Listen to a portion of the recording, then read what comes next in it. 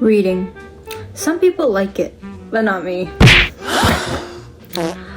To me, reading is often boring. Why? Well, after reading this book, I found out the reason. It was simply because the book itself was boring. But this book, it surprisingly wasn't, and this was the first time I felt this way. The story is in first person, following Christopher's point of view. And because of this, you can see the situations from his worldview, which I don't think you get when reading books in third person. But as I read, I noticed something. People were often mad at him for things he couldn't exactly control. Something that was almost like a reflex for him. For example, when touched by someone unfamiliar, he'd scream or even lash out, even if he didn't mean to. If I were in that situation and got punched, I'd probably be mad. And you might be too. Now, as the reader, I see that Christopher reacts this way because being touched overwhelms him, which made me understand why he took the actions he did.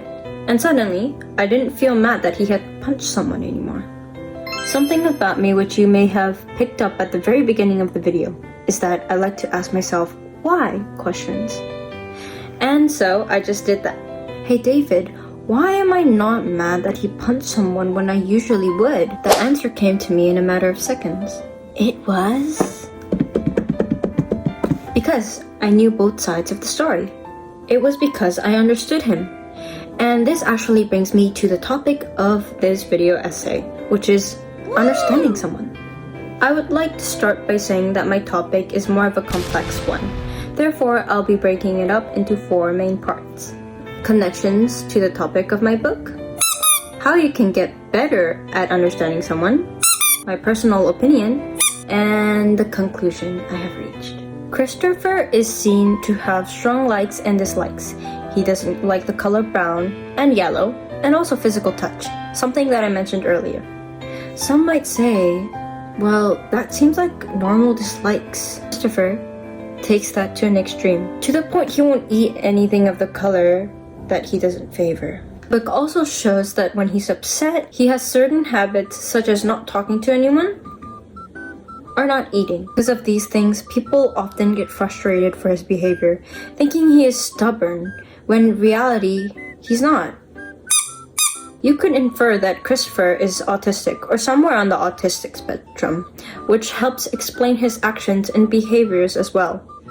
Now, this book was published over 2 decades ago, which might explain why people reacted the way they did. It's because they simply weren't educated as we are now on autism or neurodevelopmental disorders in general. Yes, they weren't educated. They didn't understand. But that still doesn't justify the hurtful and sensitive words that they threw at Christopher that we see in the text. Here's a question. How do you personally think people can get better at understanding someone? The answer could be simple or complex. It's different for everyone. For me, I think the first step is by recognizing and seeing the motive behind someone's actions and feelings first. A super easy example would be something like, "Why did you throw your pillow, Jimmy?" And little Jimmy replies, "Because I was mad."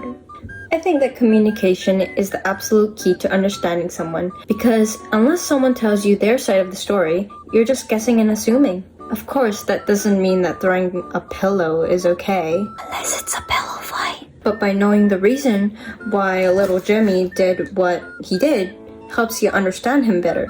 I think that's the same case with Christopher. And also in real life. For example, the way people acted around Christopher just because they misunderstood what kind of person he was, that probably could have been resolved in like 2 minutes. And this proves my point. Communication is important. When it's assumption after assumption, that's not only messy, but honestly not even ethical. You can never fully understand anyone. You haven't lived their life, experienced the events that happened, and felt the exact emotions they may have felt in that moment. You can only understand to a moderate amount and sympathize with whoever might be sharing their experience with you, but I don't think that's a bad thing at all. Even though you can't understand fully, I feel that you can understand in your own unique way and use that understanding to help others. There was a time where I felt like everyone was my enemy because they didn't understand until I sought advice and help from my friend. This was one of the very first times I felt seen and understood, even if it was just a bit. Maybe understanding doesn't always mean relating exactly, and can mean respecting someone else's experience. Even if you can't imagine it fully, I think that's a form of kindness and caring too. I've never experienced the life Christopher lived, but that doesn't stop me from at least trying to understand him. And honestly, that effort alone changed how I read the book. So, if we can't fully understand someone, should we stop trying? Of course not. I think the trying is what matters. I really went on a roller coaster of emotions while reading the book. From, this is going to be so boring, why do I have to read some book? To, this actually was fun to read. I usually don't think books can teach you anything unless it's a book specifically about teaching, but this one has changed my view on that. It made me realize that sometimes understanding doesn't come from simply having all the answers. It comes from simply caring enough to try. And I think that's some good knowledge to carry with me from now on and into the future as well. It's easy to judge someone from the outside. It really is. You may internally ask yourself at times, why are they like that? And just leave it there. But this book made me want to pause and ask instead, what might they be feeling? Or what might be causing this behavior? You can't always fix anything, and I've learned that the hard way, from making countless mistakes. And maybe I won't always get it right. But people have guided and shown me that to understand someone can be a way of showing love or even respect.